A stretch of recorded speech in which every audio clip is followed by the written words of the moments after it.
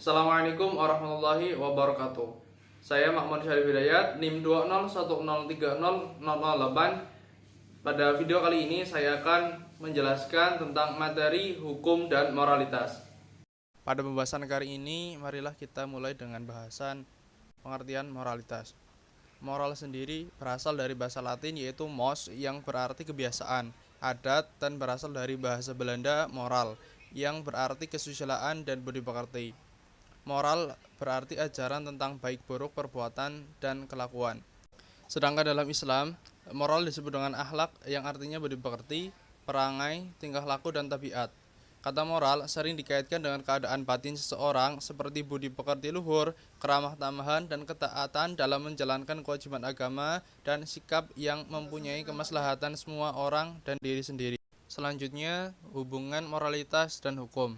Menurut Leon Vulgar, hubungan antara moralitas dan hukum sebagai aturan dari sistem hukum yang harus sesuai atau tunduk dengan besar persyaratan substantif dan moralitas.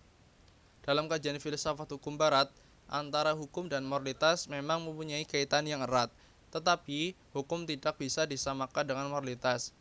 Hukum mengikat semua orang sebagai warga negara, tetapi moralitas hanya mengikat orang sebagai individu. Sebenarnya, hukum yang baik berasal dari moralitas yang baik, dan moralitas yang baik juga melahirkan hukum yang baik juga.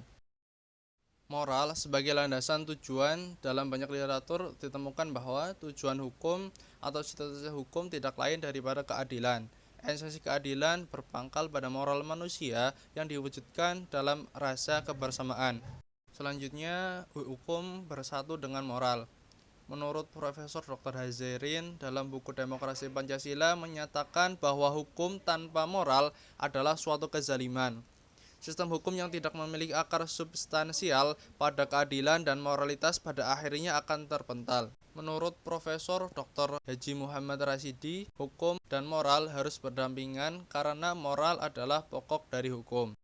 Pembahasan selanjutnya yakni mengenai perbedaan serta hubungan hukum dan moral. Yang pertama, hukum itu lebih dikodifikasikan dan dengan demikian lebih pasti dan objektif daripada moralitas yang tidak tertulis. Yang kedua, tujuan hukum yakni mengatur kehidupan manusia dalam kehidupan bernegara. Sedangkan moral sendiri mengatur kehidupan manusia sebagai manusia, di mana moral itu hanya mengikat manusia itu sendiri. Yang ketiga, dilihat dari otonominya, hukum bersifat heteronom atau datang dari luar manusia, sedangkan moral bersifat otonom, yakni datang dari diri sendiri. Dan yang keempat, jika dilihat dari sanksinya, hukum bersifat yuridis, sedangkan moral membentuk sanksi kodrati, batiniah, menyesal, malu terhadap diri sendiri. Sekian video kali ini, sampai bertemu di video selanjutnya. Terima kasih. Wassalamualaikum warahmatullahi wabarakatuh.